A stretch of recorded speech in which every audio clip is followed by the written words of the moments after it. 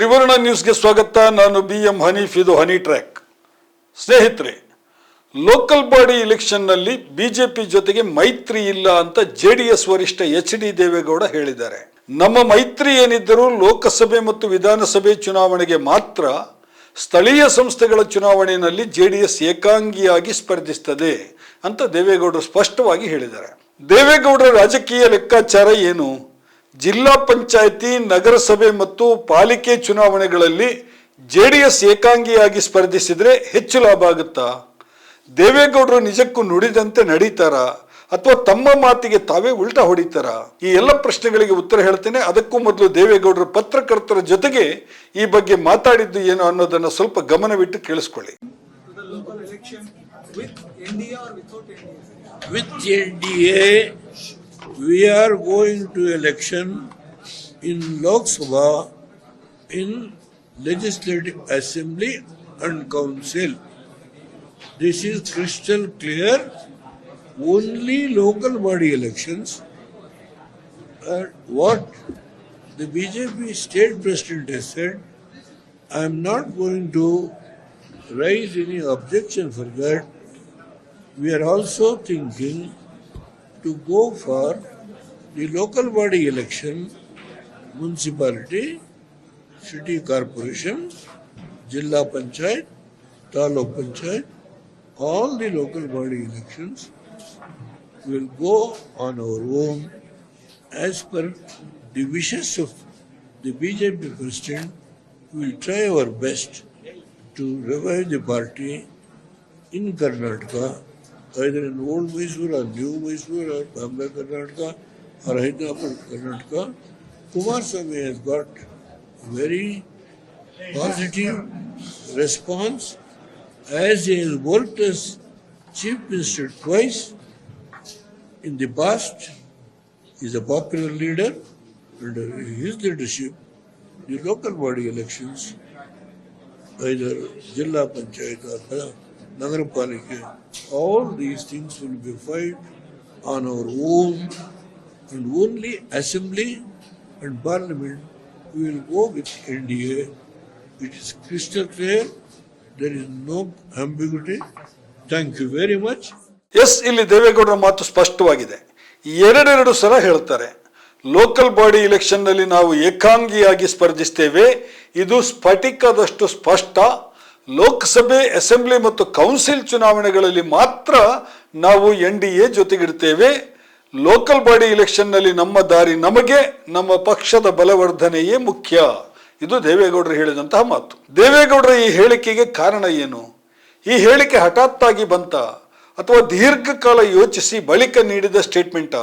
ದೇವೇಗೌಡರ ಈ ಹೇಳಿಕೆಗೆ ತಕ್ಷಣದ ಪ್ರಚೋದನೆ ಬಿಜೆಪಿ ಅಧ್ಯಕ್ಷ BY ವಿಜಯೇಂದ್ರ ಅವರು ಮಾಡಿದಂತಹ ಭಾಷಣ. ದೊಡ್ಡಬಳ್ಳಾಪುರ ಮತ್ತು ರಾಜ್ಯದ 3 ಕಡೆ ನಡೆದ ಪಟ್ಟಣ ಪಂಚಾಯತ್ ಚುನಾವಣೆಯಲ್ಲಿ ಬಿಜೆಪಿ ಭರ್ಜರಿ ಜಯಗಳಿಸಿದೆ. ಆ ಬಳಿಕ ವಿಜಯೇಂದ್ರರ ಹುರುಪು ಹೆಚ್ಚಾಗಿದೆ. ಅದರಲ್ಲೂ ದೊಡ್ಡಬಳ್ಳಾಪುರದಲ್ಲಿ JDS ವಿರುದ್ಧವೇ ಸೆಣಸಿದಂತಹ ಬಿಜೆಪಿ ಅಧಿಕಾರ ಗದ್ದುಗೆಯನ್ನು ಹಿಡಿದಿದೆ. ಈ ಗೆಲುವಿನ ವಿಜಯೋತ್ಸವದಲ್ಲಿ ವಿಜಯೇಂದ್ರ ಮಾತಾಡಿದ್ದಾರೆ. ಮುಂದೆ ಅಸೆಂಬ್ಲಿ ಚುನಾವಣೆಯಲ್ಲೂ ಬಿಜೆಪಿ ಸ್ವಂತ ಬಲದಿಂದ ಅಧಿಕಾರಕ್ಕೆ ಬರಲಿದೆ ಅಂತ ಅವರು ಹೇಳಿದ್ದಾರೆ. ವಿಜಯೇಂದ್ರ ಅವರ ಹೇಳಿಕೆಗೆ ಪ್ರತಿಕ್ರಿಯೆಯಾಗಿ ದೇವೇಗೌಡರ ಈ ಹೇಳಿಕೆ ಬಂದಿದೆ. ಆದರೆ ದೇವೇಗೌಡರು ತಮ್ಮ ಈ ಹೇಳಿಕೆಗೆ ಭದ್ರಾಗಿ ಇರ್ತಾರಾ ಅಥವಾ ಉಲ್ಟಾ ಹೊಡೆದು ಲೋಕಲ್ ಬಾಡಿ ಎಲೆಕ್ಷನ್ ನಲ್ಲಿ ಬಿಜೆಪಿ ಜೊತೆಗೆ ಕೈ ಜೋಡಿಸ್ತಾರಾ? ಈ ಪ್ರಶ್ನೆ ಈಗ JDS ಮತ್ತು ಬಿಜೆಪಿ ಎರಡೂ ಪಕ್ಷಗಳ ಕಾರ್ಯಕರ್ತರ ಮಟ್ಟದಲ್ಲಿ ಚರ್ಚೆ ಆಗ್ತಾ ಇದೆ. ಈ ಚರ್ಚೆಯ ಮಹತ್ವ ತಿಳಿಬೇಕು ಅಂತ ಹೇಳಿ ಆದ್ರೆ ಮೊನ್ನೆ ನಡೆದ ಸ್ಥಳೀಯ ಸಂಸ್ಥೆಗಳ ಚುನಾವಣೆಯ ಫಲಿತಾಂಶದ ಕಡೆಗೆ ನಾವು ಗಮನ ಹರಿಸಬೇಕು. ದಕ್ಷಿಣ ಕನ್ನಡದ ಬಜ್ಪೆ ಮತ್ತು ಕಿನ್ನಿಗೋಳಿ ಪಟ್ಟಣ ಪಂಚಾಯತಿಯನ್ನು ಬಿಜೆಪಿ ವಶಕ್ಕೆ ಪಡ್ಕೊಂಡಿದೆ. ಹಾಗೆಯೇ ಉತ್ತರ ಕನ್ನಡದ ಮಂಕಿಯಲ್ಲೂ ಕೂಡ ಬಿಜೆಪಿ ಅಧಿಕಾರ ಹಿಡಿದಿದೆ. ಇಲ್ಲಿ ಎಲ್ಲ ಕಡೆಯೂ ಬಿಜೆಪಿಗೆ ಪ್ರಬಲ ಪ್ರತಿಸ್ಪರ್ಧೆ ಇದ್ದಿದ್ದು ಕಾಂಗ್ರೆಸ್ ಇದ್ದು ಮಾತ್ರ. ಇದು ಯಾವುದು JDSನ ಏರಿಯಾ ಅಲ್ಲ. ಆದರೆ ಬೆಂಗಳೂರು ಗ್ರಾಮಾಂತರ ಜಿಲ್ಲೆಯ ದೊಡ್ಡಬಳ್ಳಾಪುರದ ಫಲಿತಾಂಶ JDSಗೆ ದೊಡ್ಡ ಹೊಡೆತ ನೀಡಿದೆ. ದೊಡ್ಡಬಳ್ಳಾಪುರದ ಪಟ್ಟಣ ಪಂಚಾಯತಿಯ 1 ಸ್ಥಾನವನ್ನ ಬಿಜೆಪಿ JDSನಿಂದ ಕಿತ್ತುಕೊಂಡಿದೆ. ಜೊತೆಗೆ ಬಾಶೆಟ್ಟಿಹಳ್ಳಿ ಪಟ್ಟಣ ಪಂಚಾಯತಿಯಲ್ಲಿ ಬಿಜೆಪಿ ಬಹುಮತ ಪಡೆದು ಅಧಿಕಾರಕ್ಕೇರಿದೆ. ಇದು JDSಗೆ ತೀವ್ರ ಮುಖಭಂಗ ತಂದಂತಹ ವಿದ್ಯಮಾನವಾಗಿದೆ. ಅದರ ಬೆನ್ನಲ್ಲೇ ವಿಜಯೇಂದ್ರ ಈ ಹೇಳಿಕೆ ಕೊಟ್ಟಿದ್ದಾರೆ. ಮುಂದಿನ ಅಸೆಂಬ್ಲಿ ಚುನಾವಣೆಯಲ್ಲಿ ಬಿಜೆಪಿ ಏಕಾಂಗಿಯಾಗಿ ಅಧಿಕಾರಕ್ಕೆ ಬರಲಿದೆ ಅಂತ ಹೇಳಿದ್ದಾರೆ. ಇದರ ಅರ್ಥ ಬಹಳ ಸ್ಪಷ್ಟವಾಗಿದೆ. ರಾಜ್ಯದಲ್ಲಿ ಬಿಜೆಪಿಗೆ ಜೆಡಿಎಸ್ ಮೈತ್ರಿಯ ಅಗತ್ಯ ಇಲ್ಲ. ಹಾಗೆಂದೇ ದೇವೇಗೌಡರು ಕೂಡ ಸರಿ ನಾವು ಯುದ್ಧಕ್ಕೆ ಸಿದ್ಧ ಅನ್ನೋ ದಾಟಿನಲ್ಲಿ ಸೆಡ್ಡು ಹೊಡೆದಿದ್ದಾರೆ. ಮುಂಬರುವ ಜಿಲ್ಲಾ ಪಂಚಾಯತಿ, ನಗರಸಭೆ ಮತ್ತು ಪಾಲಿಕೆ ಚುನಾವಣೆಯಲ್ಲಿ ಜೆಡಿಎಸ್ ಏಕಾಂಗಿಯಾಗಿ ಹೋದ್ರೆ ಅದಕ್ಕೆ ರಾಜಕೀಯ ಲಾಭ ಆಗುತ್ತಾ? ಪಕ್ಷದ ಕಾರ್ಯಕರ್ತರು ಏನು ಹೇಳ್ತಾರೆ?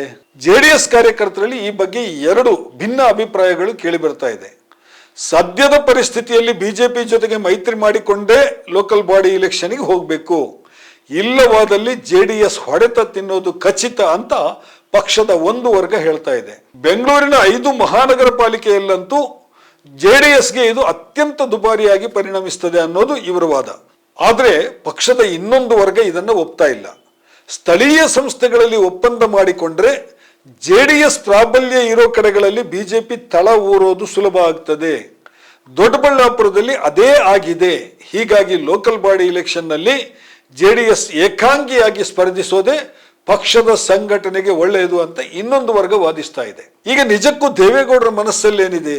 2024 ಲೋಕಸಭಾ ಚುನಾವಣೆಯಲ್ಲಿ ಮಾಡಿಕೊಂಡ ಮೈತ್ರಿಯಿಂದ ಬಿಜೆಪಿ ಮತ್ತು ಜೆಡಿಎಸ್ ಎರಡು ಪಕ್ಷಗಳಿಗೂ ಲಾಭ ಆಗಿದೆ ಅನ್ನೋದು ನಿಜ. ಆದ್ರೆ ಎಚ್.ಡಿ. ಕುಮಾರಸ್ವಾಮಿಗೆ ಇದರಿಂದ ಒಂದಷ್ಟು ತೂಕ ಹೆಚ್ಚೇ ಲಾಭ ಆಗಿದೆ. ಇದು ದೇವೇಗೌಡರಿಗೆ ಚೆನ್ನಾಗಿ ಗೊತ್ತಿದೆ. ಅದೇ ರೀತಿ ಬೆಂಗಳೂರಿನ 5 ಮಹಾನಗರ ಪಾಲಿಕೆಗಳಲ್ಲಿ ಬಿಜೆಪಿ ಜೊತೆಗೆ ಹೋದ್ರೆ 4ರಲ್ಲಿ ಅಧಿಕಾರ ಹಿಡಿಯಬಹುದು. ಬಿಜೆಪಿ ಸಖ್ಯವನ್ನ ಬಿಟ್ಟರೆ ಜೆಡಿಎಸ್ಗೆ ಬೆಂಗಳೂರಿನಲ್ಲಿ ಅತ್ಯಧಿಕ ನಷ್ಟ ಆಗ್ತದೆ. ಇದು ಕೂಡ ದೇವೇಗೌಡರಿಗೆ ಗೊತ್ತಿದೆ. ಇದೆಲ್ಲವನ್ನ ಗಮನಿಸಿದಾಗ ದೇವೇಗೌಡರು ತಮ್ಮ ವೀರಾವೇಶದ ಏಕಾಂಗಿ ಹೋರಾಟದ ಸ್ಟೇಟ್ಮೆಂಟಿನಿಂದ ಹಿಂದೆ ಸರಿಯುವಂತಹ ಸಾಧ್ಯತೆ ಹೆಚ್ಚು ಕಾಣಿಸ್ತಾ ಇದೆ. ಇಲ್ಲಿ ಇನ್ನೂ ಒಂದು ಪಾಯಿಂಟ್ ಇದೆ. ಬಿಜೆಪಿ ಜೊತೆಗಿನ ಮೈತ್ರಿಯಿಂದ ಈಗಾಗಲೇ ಕುಮಾರಸ್ವಾಮಿ ದೆಹಲಿ ಮಟ್ಟದಲ್ಲಿ ಪ್ರಬಲವಾಗಿ ಬೆಳೆದಿದ್ದಾರೆ. ಪ್ರಧಾನಿ ಮೋದಿ ಅವರಿಗೂ ಬಹಳ ಹತ್ತಿರ ಆಗಿದ್ದಾರೆ. ವಿಜಯೇಂದ್ರ ಎಷ್ಟೇ ವಿರೋಧ ಮಾಡಿದರೂ ಮೋದಿ ಮತ್ತು ಶಾ ಅವರು ದೇವೇಗೌಡರ ಮಾತನ್ನ ಸದ್ಯಕ್ಕೆ ತಳ್ಳಿ ಹಾಕೋದಿಲ್ಲ, ಗಂಭೀರವಾಗಿ ಪರಿಗಣಿಸ್ತಾರೆ.